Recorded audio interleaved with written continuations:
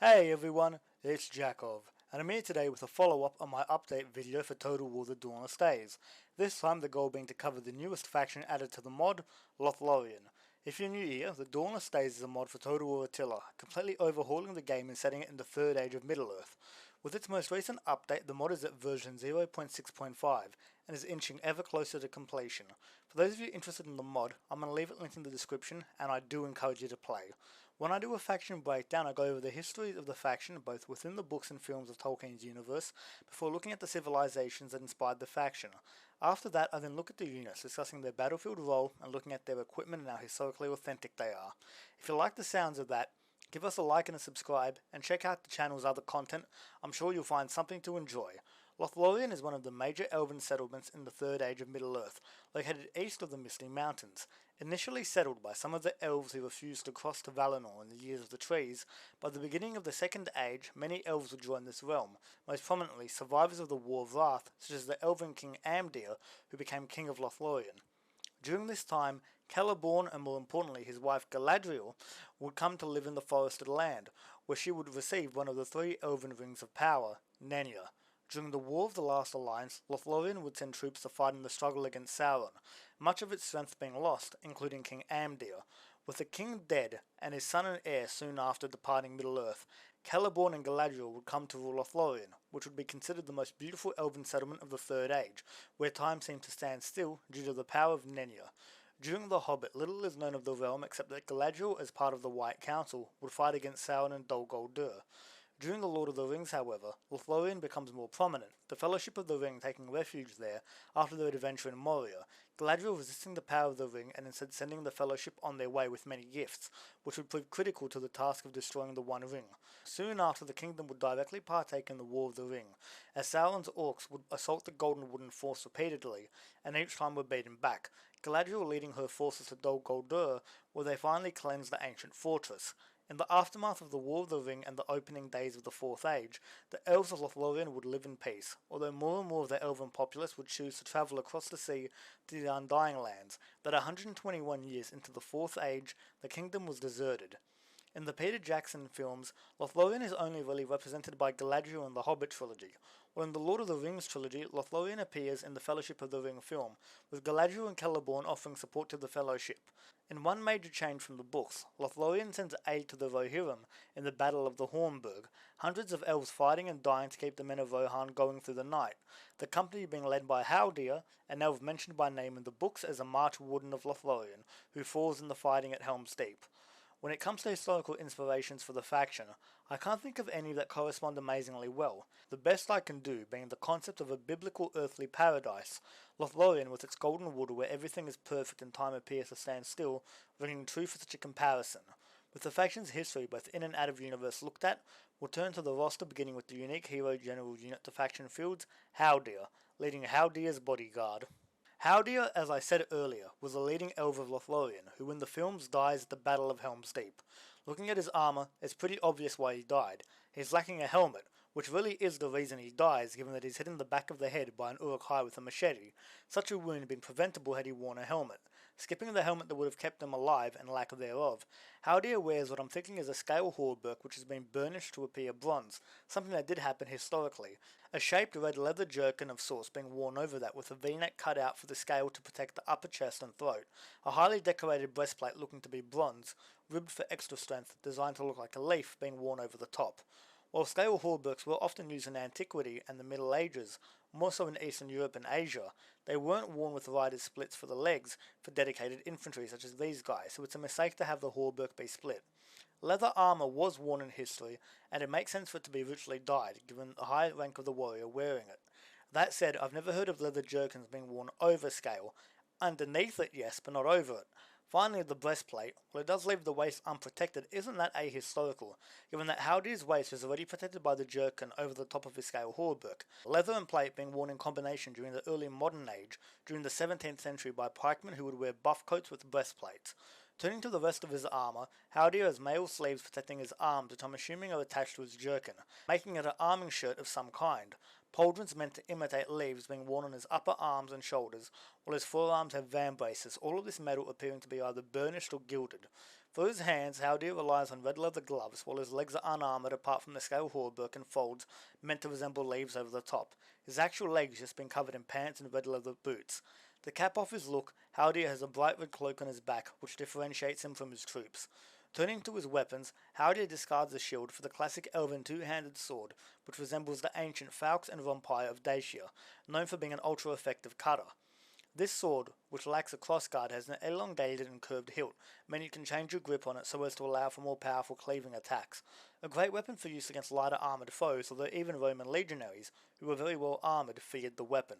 Slung over his back, Haldir has a nice quiver with partial gilding, his main weapon being the massive recurve bow on his back. The Galadrim of Lothlorien were renowned for their mighty bows, which seemed to be strung with elf hair. While recurve bows are normally smaller than longbows, when they're the size of longbows, they're incredibly powerful and deadly, which makes sense given recurve bows tend to be more powerful than longbows. As a weapon, it makes a lot of sense for a faction or race which is renowned for their skill with the bow. Turning to his men, they're all equipped like Haldir, except they have helmets made of the same bronze metal as the rest of their armour, the helmets having a very basic Corinthian style except for the spiked blade on the brow. While I'd normally criticise this attachment on a helmet and say it's useless apart from maybe headbutting an enemy and causing minor damage, giving the enemy a handhold with which to remove your helmet if anything, the spike actually has a reason for existing on elven helms, a cultural reason. During the first stage of Middle-earth, an elven hero killed 4 Balrogs in battle, including their leader Gothmog, killing Gothmog personally by stabbing him with his helmet spike, then holding their bodies together so as to drown his foe. It seems the elves have spikes on their helmets to pay homage to their fallen heroes. Apart from the helmet, the elves also wear blue cloaks with hoods over their helmets, and wear leather shooting gloves with cutout for their fingers, the same recurve bow being at their disposal. Turning to the unit role, these silver tier 3 very light bow infantry are in fact archers with incredible range who can also double as shock infantry, making for a general unit who can more than defend themselves in case of melee. When using this unit, I'd suggest using it to augment your ranged forces first, before then switching to melee and using the unit in reserve when its ammunition has been used. Because of this versatility, the unit is great both on the offensive and defensive in sieges, and on open battlefields, although care should be taken to avoid shock cavalry who can still cause significant damage. Personally, I'd advocate for choosing this unit as general, because not only do you get heavy firepower and fighting prowess in one unit, a choice of these guys as general allows you to recruit the other potential generals for the faction in larger numbers for your armies. With these guys covered, we'll move on to the melee infantry of the faction, starting with the Lothlórien Sword Company. Looking at these elves, it's very apparent that they're almost completely unarmoured, wearing regular shirts, pants, and cloaks, the cloaks perhaps being the same as the camouflage magic cloaks that Galadriel gives to Frodo and Sam. All the elves appear to have leather sleeves and partial gloves, which suggests they might be wearing a leather shirt underneath their cloth shirts. Regardless, such sculpted sleeves are really weird and don't appear to be historical in the slightest. Looking at their equipment, they have heater shields that resemble leaves with a raised central portion, the shields looking to have a metal rim, which is incorrect. Heater shields not being known for having metal rims the way kite shields did. Apart from that error, the shield looks to be wood covered in treated leather dyed brown, which is nice, and painted with white sigils and emblems of Lothlorien, such as the Malorn trees of the kingdom. In conjunction with the heater shield, the elves have swords that I can only really describe as katanas with a curved hilt and no round crossguard. I think it's cool to see a Japanese-inspired weapon in the mod, and it's a nice trend to see that the elves tend not to use crossguards on their weapons, perhaps due to how well skilled they are with their weapons because of their immortality compared to the other races of Middle-earth. Overall, while these guys are very lightly armoured, the heater shields used in combination with the katana make for a unique aesthetic. Light infantry of Western Europe often using heater shields and bucklers for defence when lightly equipped.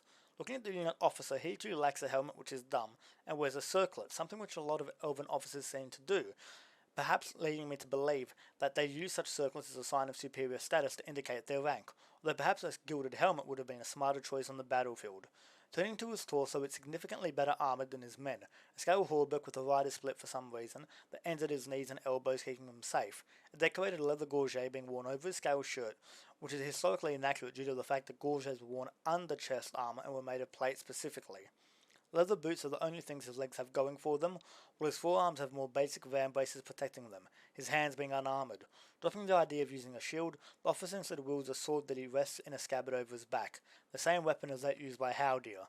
As a unit, these guys are your basic sword infantry in the early game and exceed at that role, more than being a match for most equivalent units, which tends to be rabble, more or less. Possessing good stats for such an early unit, if you're going for an offensive build in early game armies, I'd amass these guys specifically, although for more balanced build is what you're looking for, they're just as useful be it in sieges or open clashes. Turning to the next unit and their evolution in the roster, we have the Amroth Sentinels. To a man, equipped like the previous unit's officer, these troops are distinguished by their helmets which have the same basic design as Howdear's Guard, but with no spike. However, these helmets are without a doubt the worst helmets in the mod by a long mile. The reason is, and it really doesn't make sense at all, is because all these helmets have cutouts in them where you can see their heads and hair, the back of their heads being almost completely unprotected by the helmet due to all the gaps in them. Why anyone would choose to use a helmet with holes in it for battle is beyond me, and has to be the greatest lack of common sense when it comes to equipment in the mod, although I don't blame the modders for this, as I'm pretty sure the helmets used in the films also have this flaw, meaning that Howdear's bodyguard also have this catastrophic weakness. I'm not kidding when I say now that even if he had been wearing one of these helmets, Howdear would have been killed by the blade that took him out, as the helmet has a literal gap that's perfect and just invites attacks to the back of the head. I guess I can't really call Howdear an idiot for discarding his helmet, given it have given him just as much protection as not wearing it. Apart from their very, very stupid helmets, the troops are distinguished by their shields, which resemble the oval scudum used in the early and late days of the Roman Empire, these shields being rimmed in metal which is accurate and having a central boss for strengthening, the shields having more white paintings on dyed leather. Such shields actually work really well with the armour of the men, given that Roman legionaries wore such hauberks in conjunction with shields, although they used gladiuses and spathers alongside their shields, rather than these elves who have the same katana as the previous unit. Given katana were more or less equivalent with arming swords, these men are roughly equivalent with sergeants in medieval armies using shields and swords together, rather than the more typical spear. Looking at the unit officer, he skips a helmet and is essentially armoured identically to Howdear, except for his blue cloak. As a unit, these elves are your mid-game line infantry, having a bit of an edge over most enemies due to their elven heritage, even if their helmets hold them back a lot.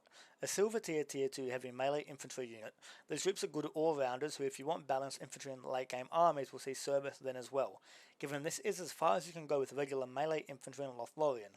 That said, given how good the rest of the faction's roster is, these troops will do really well in a support role for late-game armies. Turning to the next unit, we have the only shock infantry unit the faction can field, and the nominal melee infantry for late-game armies, the Galadrim Sword Warriors. Wearing the same armour as Howdear's bodyguard, including the stupid helmets with spikes and cutouts, these troops to a man all have blue cloaks and wield the same two-handed sword seen before. Skipping their officer who lacks a useless helmet and wears a red cloak, these guys become available to late army builds and will be the core of your professional armies. Silver tier 3 heavy shock infantry, these guys can carve a path through most foes in almost all circumstances, though it should be noted I wouldn't rely on these guys to hold a line forever, using them offensively being a better use. I suggest building an army mostly of these guys, as they can end the battle brutally quickly if used properly, though there are other units that work well in tandem with them to cover their weaknesses to archers and shock cavalry. Turning to the next unit, we have the first spear unit available to the faction, the 9th Infantry, armoured identically to the Amroth Sentinels using the same shields as them. These elves swap katana for spears with a broader leaf-shaped head with small wings for catching enemy weapons, a spear resembling a cross between a winged spear and a partisan, overall being a very cool weapon that looks different to the spears commonly seen used by the other elven factions. Skipping their standard officer, these guys are your mid-game spear line, warding off enemy horsemen and enduring assaults from enemies so as to allow your infantry time to punch a hole through enemy formations. A stout unit, these silver tier 2 heavy spear infantry will be a common sight in the armies of Lothlorien, specifically defensive armies and sieges where this unit will be critical in holding gaps and choke points. Overall, a unit that works very well in combination with the Amroth Sentinels and can be used even in late game professional armies as a support unit. Turning to the second spear unit available to the faction, we have the Heroes of Amon Lunk. Wearing the same armour and robes as Howdear's bodyguard, these troops are distinguished by their colour scheme, which is pink for their scale hauberks and leather jerkins, and silver for their plate armour components, their cloaks being a bit darker than baby blue. Overall, a very unique aesthetic for the unit, and one which is actually very cool, the pink being intimidating in a way, this being one of the few pink units in the mod. For shields, they use kite shields covered in a veneer of metal, something that didn't happen historically, but which is inspired by the ancient Greek hoplons which had a thin layer of bronze over the wood. These kite shields look to be silver or metal, polished to look like silver. Kite shields similar to these have been used by other elite elven infantry, although their shields have cutouts in the side. In conjunction with these shields that tend to wrap around the body and bend to the side to deflect blows, the elves use spears with a massive long blade on the end of the shaft, the weapon essentially being a naginata, but yet another practically Japanese weapon in the hands of this faction. Such a blade would work well with the shields used by the elves, slashing and stabbing quite devastatingly compared to a regular spear. Finally, slung over their backs, the men have the same two-handed sword as the other elves in case their formation breaks up and they're forced into melee without their spears. Skipping the pink and silver officer wielding a sword, as a unit these gold tier 4 very heavy spear infantry are the toughest unit your faction can field and the epitome of your spear line. A sign of how exceptional they are, these guys are a potential general unit for the faction, although I'd say not your best choice, though they are almost next to unbreakable. Capable of enduring almost anything, I suggest avoiding them as general, so as to maximise the amount of them you can field in an army without having to keep your general in reserve, a max of 3 per army being placed on the unit. Because of this, if you choose a defensive strategy, if you're going to be defensive in sieges, you're going to have to maximise the usefulness of this unit, using it in conjunction with the previous one to eke out a victory. Very cool unit and one that I more than recommend using in your late game armies, even if only as a bit of insurance. Turning to the polearm units of the faction, we have the first, the Lothlórien Spear Company, who contrary to their name, are considered polearm infantry even though their weapon is an extended spear. Looking at their armour, they're as lightly armoured as their sword equivalent, the Lothlórien Sword Company, although these guys don't use shields and instead use the same spears as the Nath infantry, but on a longer shaft, not being pike length but still being larger, though I struggle to understand how this would make for an effective polearm, slashing and stabbing maybe being its forte potentially. Longer than average spears were used in the Middle Ages and were part of the arms race that would eventually lead to the Age of Pike, skipping their officer who we've seen. These guys are very unique because they're the only bronze tier 1 light polearm infantry in the mod that I'm aware of, meaning they fulfill a role that no one else does. What this means is in early game armies, these guys in conjunction with their swordsmen can steamroll enemy armies, as polearm infantry can fend off cavalry and do very well in stuck in melee with enemies, while in formation. That said, while they are an aggressive unit that well reflects the faction's playstyle, it should be noted that while they can deal out damage to horses, they aren't as resistant to cavalry as spearmen are, so there is a deficit there, and when it comes to archers they stand no chance, their lack of armour and shields making them sitting ducks. As such, before you deploy these guys, make sure to clear the field of enemy archers, and once your army gets stronger, phase out these guys for the Nath infantry who on the whole are a better all-around unit. Moving on to yet another unit with an inaccurate name, we have the Galadrim Spear Warriors. Equipped identically to the Galadrim Sword Warriors, these troops instead use bills with a straight blade and curved point, with small spikes for catching enemy weapons. Bills were widely used in English armies during the high to late Middle Ages, including by well-armoured infantry, so seeing them here makes sense as they're a more standard polearm than just a longer spear. Slung over their backs for easy access, these troops also have two-handed swords ready to go in case their formation breaks up. Skipping the red-cloaked officer, these silver tier 3 heavy polearm infantry are the best you're going to have when it comes to anything close to a spear line, the unit being devastating against enemy infantry and stuck cavalry. Although charges, including frontal charges, can cause a lot of damage, archers also being a constant menace. As a unit, these guys, as well as the Galadrim Sword Warriors, well represent the aggression you're meant to play this faction with, offense rather than defense being the goal of this faction in late game professional armies. A strong unit, I'd support them with Nath infantry and if available, Heroes of Amon Lunk for a more robust battle line. With these guys covered, all of the melee infantry of the faction have been looked at, so let's turn to the ranged infantry beginning with the Lothlórien sentries. The bow equivalent of the Lothlórien Sword Company, these guys are distinguished by the katana they keep at their sides and their main weapon, smaller hunting bows. Not as massive as longbows or the special recurve bows used by Howdy's men, these weapons are still nasty to deal with. Skipping their tier 2 officer, these guys are your basic bronze tier 1 light bow infantry, who give your early game armies much needed range support. Possessing massive range for a starting unit, even being capable of outranging professional units, I'd use these guys in large numbers for your early armies before phasing them out for the tougher archers that become available later on. That tougher unit would be the Galadon archers, who use the same bows as the previous unit but wear the armour of the Nath infantry. Skipping their officer, these really are just your standard silver tier 2 medium bow infantry who replace the Lothlórien sentries, being an all-around better unit. Much like the previous unit, these guys are a must-have, be you on the defensive or charging forward. Bow support is critical if a path is to be cleared so as for your infantry to be successful. Moving on, the next unit are the Galadrim Bow Warriors, who are the Galadrim Spear Warriors but with massive recurve bows. Skipping the officer, these are your standard professional archers for late game armies who can very easily flog most enemy archers in duels due to their longer range and great stats. Another unit that will see service constantly no matter what your army build is or what circumstance it's in, this is just a supremely useful unit that when out of ammo can do a fair bit of damage in a support role, flank and rear attacks being well within their skill limit. Moving on to the final archer unit the faction can field, we have the Twilight Guard, armoured identically to the Heroes of Amon Lunk. These elves are distinguished by their recurve bows. Skipping their elite officer, these guys are the other unit you have available that can serve as general, a max of 3 units being available for this gold tier 4 heavy bow infantry. The unit being up for the task, and honestly in some ways being a better general than Haldir when you look straight at the stats. It's when you look past the stats and realise it's better to have one Haldir and 3 of these in your army rather than just 3 of them that it becomes clear not to pick them as a general. A very tough unit, I'd only really recommend them in the most elite of armies, as the previous unit really does everything you typically need, this being kind of a win more unit or an extra bit of firepower to leverage as needed. Great, but not necessarily critical the way a lot of the other units are. Moving on to the next unit, we've now reached the Cavalry, starting with the Lothlorien Outriders. Essentially, the Lothlorien Sword Company on unarmoured white horses, the katanas these guys use aren't a bad choice for use in riding down enemies. Skipping the standard officer, these guys are your only melee cavalry available, being bronze tier 1 medium melee cavalry. As such, the unit is fairly capable in the early game, when it provides your force with reasonable mobility and hitting power, able to fight most foes mounted, although the bronze Rohirrim Lancers might be a foe to watch out for. As useful as they are in your low tier builds, I really wouldn't bother including them in mid to late game armies, as the unit can in no way compare to the heavier cavalry fielded by most other factions. A unit that has a role, but a very clearly defined short one that helps indicate what type of faction and army Lothlorien is intended to be. Cavalry falling off the radar as offensive infantry becomes more prominent. Turning to the only mounted archer unit available to the faction, we have the Nimrodel Patrollers, who are essentially the Galadon archers, but on white horses, using more standard compact recurve bows as their weapon of choice. Such a weapon is a great one for mounted archers to use, as its small size makes it perfect for use on horseback, compared to larger bows, which is why recurve bows are synonymous with mounted archers. Many cultures putting the weapon to a standing use, such as the Mongols and the Huns. Skipping the officer, he just wields a katana in conjunction with a Scudam oval shield. As a unit, these silver tier 2 medium bow cavalry give your army mobility, specifically mobile range power, allowing you to harass enemy armies with these guys before they clash with your infantry. While horse archer hordes aren't necessarily the strategy I'd suggest, it is possible that the unit is more generally intended to be a support one for your army instead of your core. Still useful though even when charging into enemy rears, combined with their great range for horse archers. Useful unit that can even see service in late game armies overall. Moving on to the final unit of the faction, we have the Onager.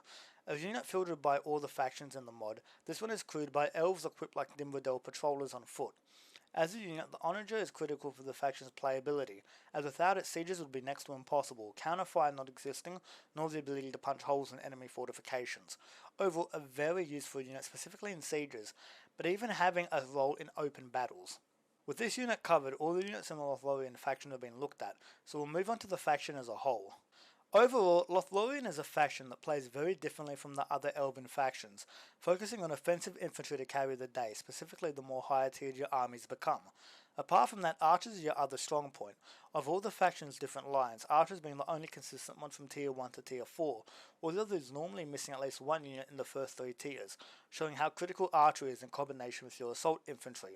At the end of the day, we now have a new faction that plays uniquely and seems like it can duke it out with the best of them, which is all you can really hope for. If you guys have enjoyed this video, please give a like and subscribe. I know it may not seem like much, for such a small channel it means the absolute world. Rest assured, more videos on this amazing mod will be coming up, as will videos for the Last Alliance Total War, as will potentially other mods and sub-mods. With all that said, this is your host Jakov, signing out.